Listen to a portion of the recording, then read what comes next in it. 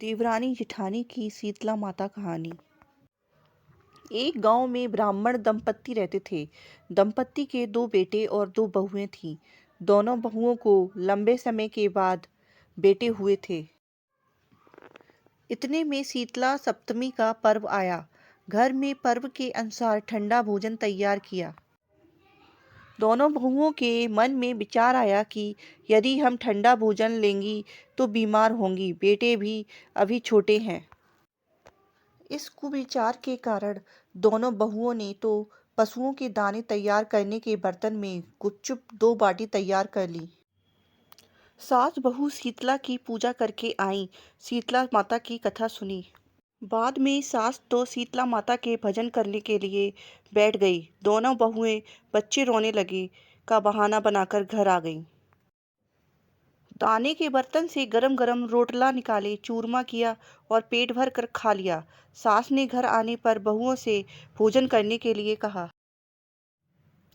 बहुएं ठंडा भोजन करने का दिखावा करके घर काम में लग गईं। सास ने कहा, बच्चे कब के सोए हुए हैं, उन्हें जगाकर भोजन करा लो। बहुएं जैसे ही अपने अपने बेटों को जगाने गईं तो उन्होंने उनको मृत पाया। ऐसा बहुओं की करतूतों के फलस्वरूप शीतला माता के प्रकोप से हुआ था।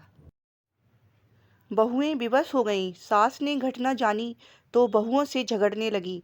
सास बोली, तुम दोनों ने अपने बेटों की बदौलत शीतला माता की अवहेलना की है, इसलिए अपने घर से निकल जाओ और बेटों को जिंदा स्वस्थ लेकर ही घर में पैर रखना। अपने मृत बेटों को टोकरे में सुलाकर दोनों बहुएं घर से निकल पड़ी। जाते जाते रास्ते में एक जीर्ण वृक्ष आया। यह खेजड़ी का वृक्ष था। इसके नीचे ओरी शीतला दोनों बहनें बैठी थीं। दोनों बहुएं ओरी और शीतला के पास आकर बैठ गईं। उन दोनों ने शीतला ओरी के बालों से खूब सारी जू निकाली। जुओं का नाश होने से ओरी और शीतला ने अपने मस्तक में शीतलता का अनुभव किया। कहा, तुम दोनों ने हमारे मस्तक को शीतल ठंडा किया है, वैसे ही तुम्हें पेट की शांति मिले।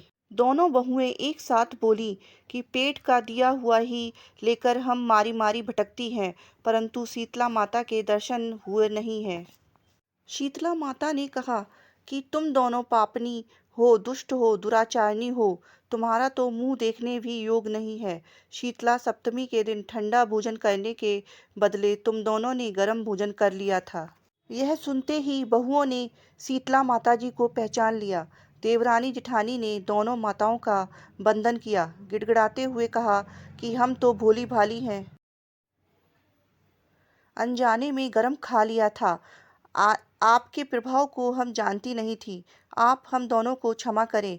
पुनः ऐसा दुष्कृत्य कभी नहीं करेंगे। उनके पश्चाताप भरे वचनों को सुनकर दोनों माताएं प्रसन्न हुई। शीतला माता ने मृतक बालकों को जीवित कर दिया।